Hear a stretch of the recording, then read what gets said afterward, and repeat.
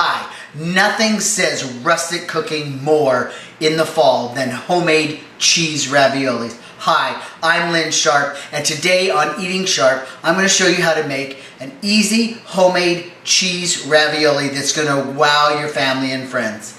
So if you haven't checked out my homemade cheese recipe, go to my website here and have a look at that. I'm going to get set up with everything I need to make the raviolis, and we'll be right back. Hi, welcome back. I've got all the ingredients ready to go, but I'd like to explain why each ingredient is important in making the pasta. First, you'd like to get some of Bob's red milled semolina flour. It's the best for making your pasta. It has a very good structure and it'll hold the pasta together really well. Another thing, some people use all flour. That's okay, but it just has a better pasta if you use the semolina flour. Now, you need some eggs. Some people use just water, and that's okay. But when you use eggs, it brings a richness to the pasta, and it also helps bind the flour together to hold and make a sturdier pasta. Now you also need just a little salt, a pinch will do in one batch, and that helps bring out the flour, or the flavor. And then also I have 2 teaspoons of olive oil. I like extra virgin olive oil, and that's going to bring a little added flavor as well.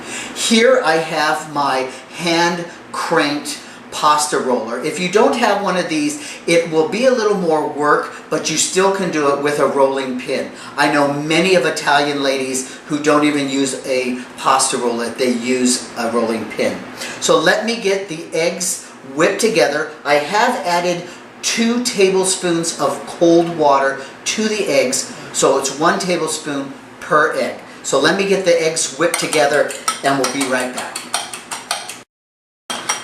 Okay, welcome back. I've got the eggs well mixed. Now I also added the olive oil to the eggs and whipped them in and incorporated that in. Now if you want a richer, yellower pasta, instead of the water and the olive oil, just add 2 more egg yolks and you'll get a really nice, rich tasting pasta. But it's okay with this pasta that I'm doing. So I've put my flour out on my stone, and I've put a nice little well here, because what I'm going to do is I'm going to pour the eggs right into this well, and this is how you start doing your pasta.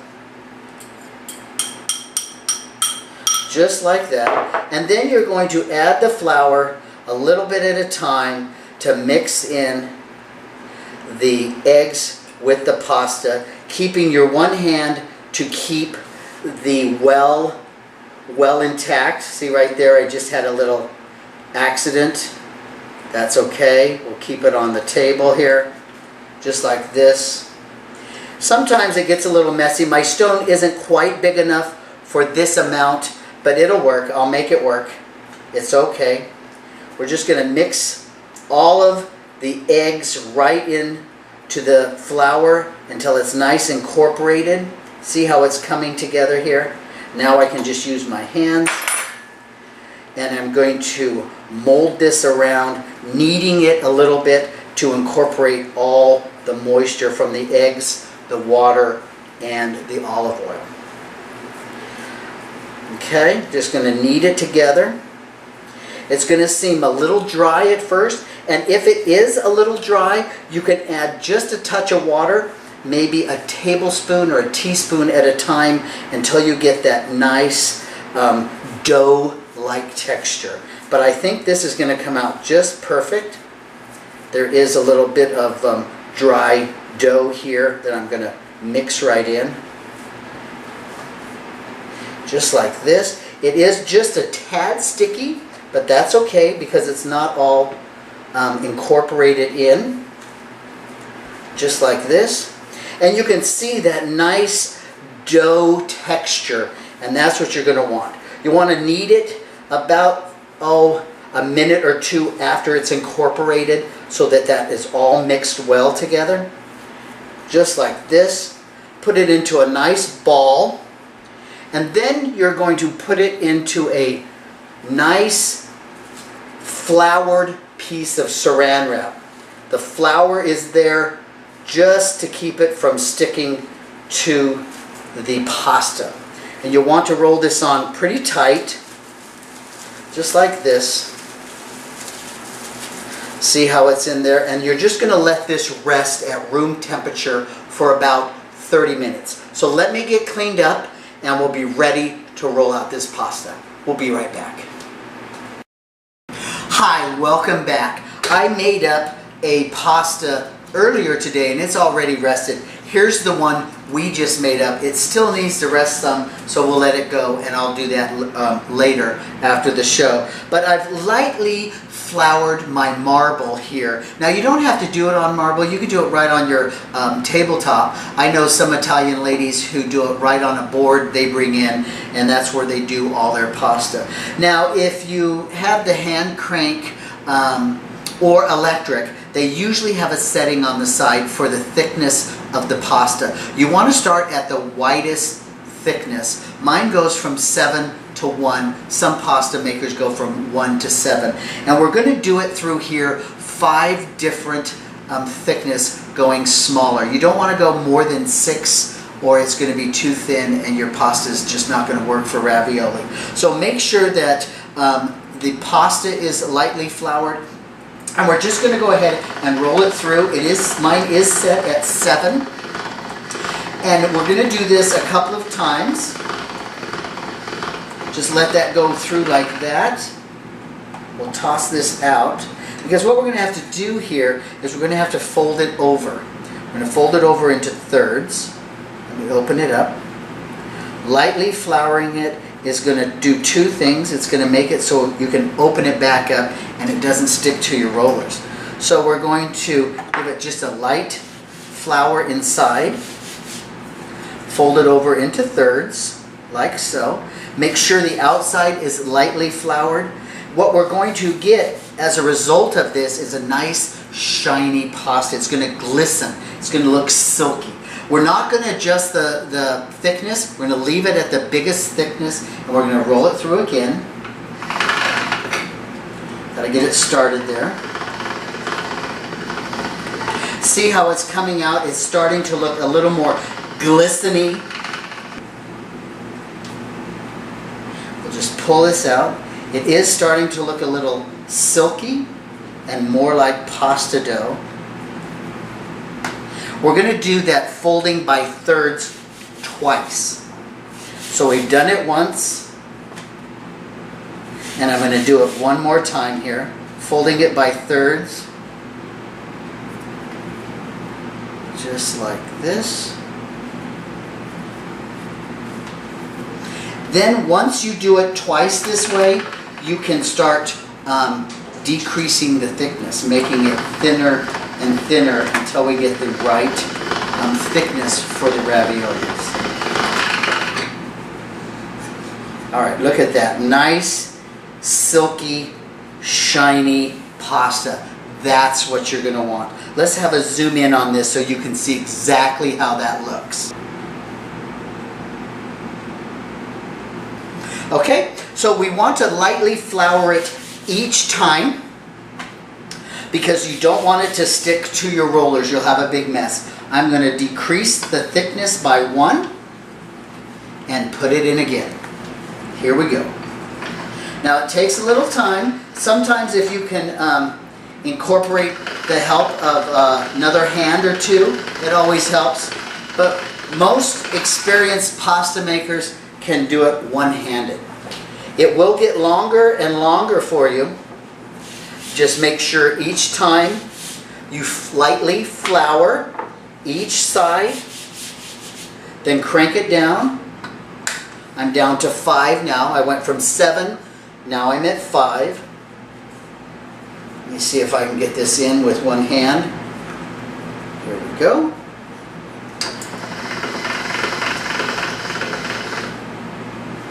Just like that. You can also feel as you're doing this how that pasta feels in your hand. It's almost It's almost rubbery-like, but not quite. See how this is getting longer each time? Just go ahead and just let it be long.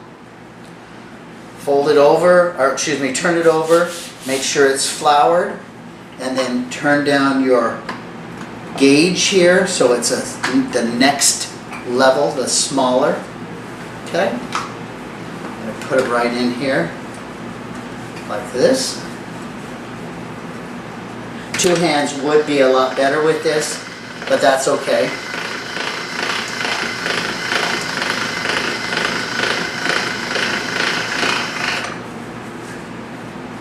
We're on 4, so that means we've gone 3 times. I'm going to lightly flour this and do it again.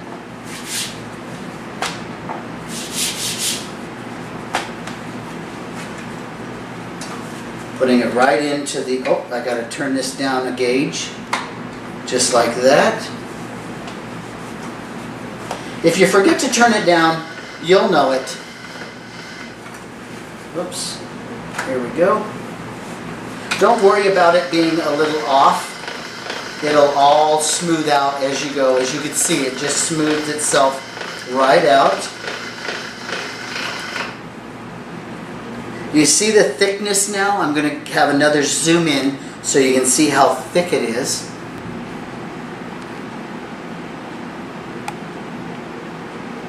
Okay? So we've got this another time. And we're going to go one more time. Actually, this is going to be thick enough. I think we're going to stop right there. Just the way the pasta feels in my hand. We're going to stop there. Okay, so now let me get this evened out and cut up, ready to go to make into raviolis, and we'll be right back. Hi, welcome back. I've measured out and cut my pasta into strips. I've got one here, that's going to be the bottom, and I have the other one under the tea towel back here to stay moist. So also I have whipped up 1 egg and 1 tablespoon of water. That's going to be the binder that's going to hold the top pasta sheet to the bottom pasta sheet.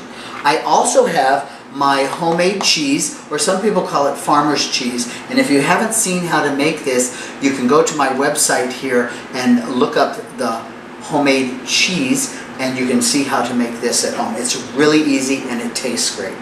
So the first thing you want to do is you want about a teaspoon of the cheese, and you'll want to just scoop it off and give yourself a little bit of space in between and go all the way down this pasta sheet, just like this. That one maybe needs a little bit more cheese, like this, okay? And just space them out and fill up this whole sheet of pasta. Okay? While I do this, you guys take a break, and I'll have this all ready to go when you return. We'll be right back.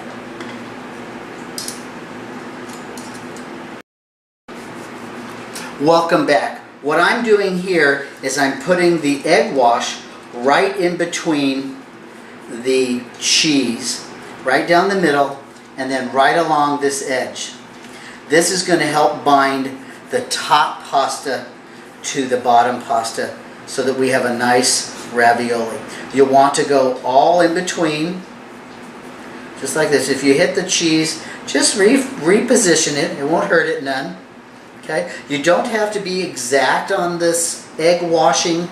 It just needs to be wherever the top pasta is going to meet the bottom pasta. Okay? You might have a little trim that you'll cut off, like I have down here at this end piece. I've got some in the middle here I've got to do. This is going to just keep that pasta together. Okay? So I've got that all done there, and I have my top piece here. And we're going to lay it right across there. Just like this. Okay? You want to stretch it out just a little bit so that it matches, because of course it's not perfect. That's what makes it a little rustic like style people know you did homemade pasta if they're not looking perfect. Okay? Then you're going to just make sure that everything is pushed together. The top one is pushed down to the bottom one. Try to get as much air out of there as you can, because that air is going to swell and it could burst your pasta. Okay? Just like that. They don't have to look perfect. Just like this. Just push it, pat it down, take your time, make sure you get it all pushed down evenly, like this. You can see the cheese in there. It's going to come out really good. Now you might be wondering, what kind of sauce am I going to put with these raviolis? Well, if you haven't looked at my website, I have homemade marinara sauce that I made that will give you that recipe. It's delicious on its own, but it's even going to be more delicious with the raviolis. Okay? Now some people use a knife. I like to use a little pizza cutter, and you can just cut these up evenly in between like this. You can go back and trim them if you need, if you've got a little bit too much pasta hanging over the sides like this. You can trim those up. Feed those to your children. They'll be happy to get a little treat. Of course, it'll just taste like raw pasta. My mom used to let us taste the shortening and the flour when she was baking and doing different things, because we thought it would be so delicious until we tried it. We only tried it once. Okay, just like this. Now, you might want to, where'd my fork go? Uh-oh. I lost my fork. I've got one right here. That's what happens. You can go by and put a little design in your pasta like this, each one, to give it a little design and also secure that that is not going to burst when you cook it. Okay? So go ahead and I'll finish this up, so you guys take a break, putting the fork marks across my pasta like this, and we'll be right back. Welcome back. Some of the pasta I made into fettuccine noodles, just to, break it up a little bit. I do have some raviolis here ready to go. Now you can make them a little fancy, and what you do to make them a little bit fancy for your guests is you bring up two sides, pinch them well, and then pull the other two sides down and pinch them well as well, or together like this. And then you got a little fancy ravioli out of the norm. Now I've brought my pasta up to, or my water up to a boil. I did salt it, and I have some cooking in here. Whoops. Let me see what I've got here. Now when they float, they are done.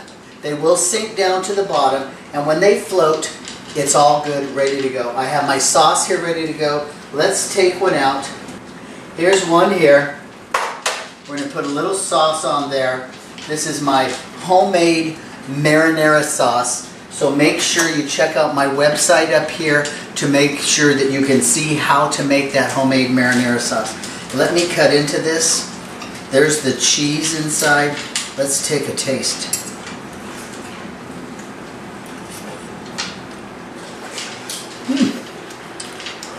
They're hot.